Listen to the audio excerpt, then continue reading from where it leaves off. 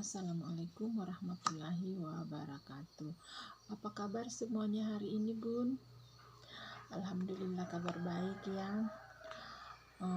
Untuk lebih mengefisienkan waktu, maka sesuai kesepakatan kita pada pertemuan yang lalu, bahwa pada hari ini kita masih lanjut membahas tentang pemeriksaan faktor risiko PTM, yaitu kita akan belajar tentang pemeriksaan tekanan darah ya, Bun.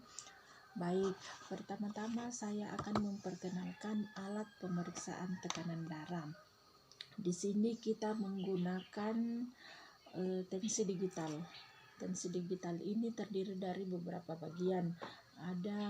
Ini adalah mansetnya, daun selangnya, kemudian ini adalah mesinnya.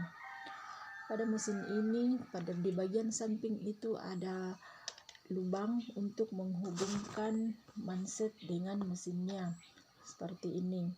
Kemudian di bagian atas ada tempat untuk cas.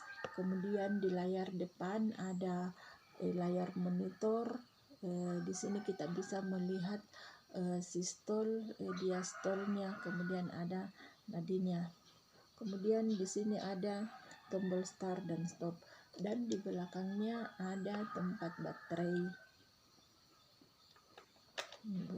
baterainya. Yang kedua, kita akan belajar cara menggunakan tensimeter digital ini. Nah, sebelum menggunakan, kita harus memastikan baterainya sudah terpasang dan berfungsi dengan baik. Nah, yang kedua,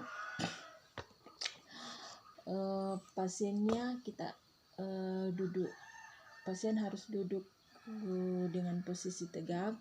Kemudian lengan bajunya kita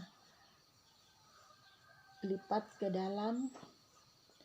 Kemudian setelah itu kita pasang mansetnya seperti ini, Bun. Kita pasang mansetnya seperti ini. Dan harus sejajar dengan jantung. Kemudian kita tekan tombol start. Di layar akan muncul angkanya. Kita tunggu sampai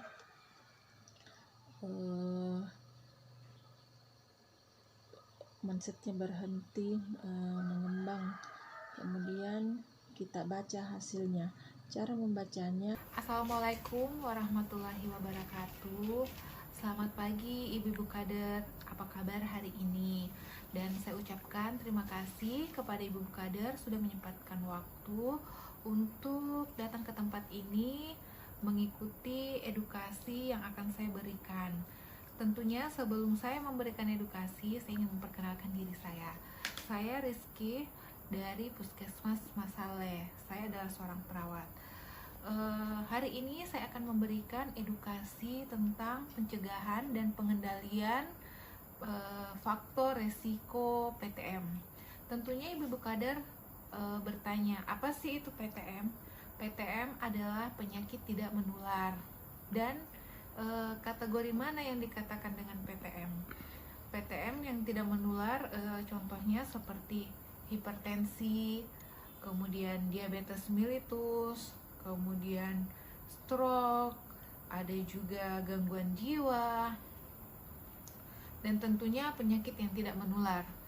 Tetapi hari ini saya akan memberikan edukasi tentang penyakit yang sering dijumpai, yaitu hipertensi, atau dengan bahasa lainnya yang biasa masyarakat kenal adalah penyakit tekanan darah.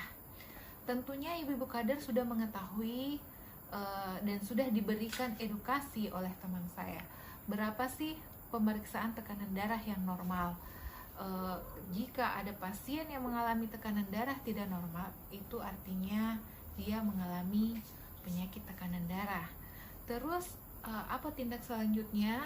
Tentunya kita akan memberikan edukasi. Edukasinya mungkin bisa disampaikan kepada pasien untuk mengurangi mengkonsumsi garam. Bukan tidak mengkonsumsi garam ya ibu-ibu, tetapi mengurangi jumlah konsumsi garam yang dimakan. Kemudian mengurangi konsumsi lemak. Lemak bisa berasal dari makanan yang goreng-gorengan atau juga bisa berasal dari daging. Kemudian untuk pasien yang mengalami tekanan darah bisa dianjurkan untuk melakukan pengobatan lebih lanjut untuk mendapatkan obat agar tekanan darahnya menjadi normal kembali. Mungkin itu saja edukasi dari saya. Mungkin ibu-ibu kader ada yang ingin ditanyakan. Nanti akan ada sesi tanya jawab. Nah, sebelumnya saya banyak mengucapkan terima kasih. Mohon maaf bila terjadi banyak kekurangan dalam edukasi ini. Terima kasih. Ini saya akan menjelaskan penyakit tidak menular. Nah, alhamdulillah kita masih diberi kesempatan untuk hadir di tempat yang berbahagia ini guna melaksanakan kegiatan kita, yaitu edukasi tentang penyakit tidak menular. Nah, penyakit tidak menular ini ada penyakit hipertensi, gula darah, ada penyakit kanker, gangguan indera. Nah, saya jelaskan satu-satu ibu ya, bapak ya.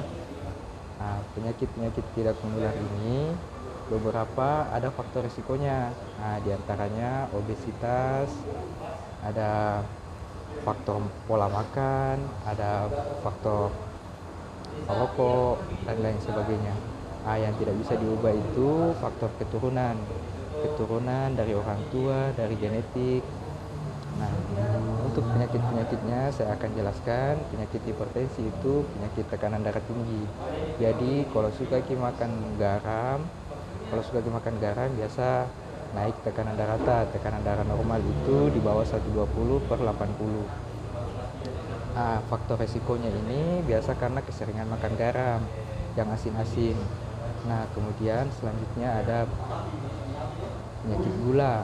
Nah, penyakit gula ini penyakit yang disebabkan oleh kelebihan gula dalam darah. Penyakit gula ini bisa didapatkan karena faktor keturunan dan faktor makanan. Faktor keturunan ini biasa dari orang tua yang turun, bisa dari faktor makanan. Faktor makanan ini kalau keseringan makan malam, makan nasi tengah malam, atau karena obesitas. Nah, penyakit gula ini normalnya itu kalau kita puasa di bawah 140, tapi kalau kita tidak puasa langsung diperiksa gulanya itu di bawah 200 normalnya. Nah, penyakit yang selanjutnya itu penyakit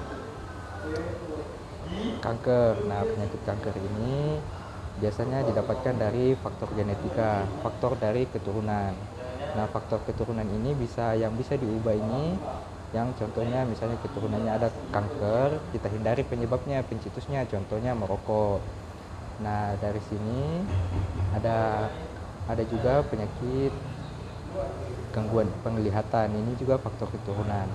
Nah, mungkin ini yang sempat saya bisa sampaikan. Kalau misalnya ada pertanyaan dan lain sebagainya saya akan jawab. Nah, itu tadi penjelasan saya tentang faktor risiko penyakit tidak menular. Sekian dari saya.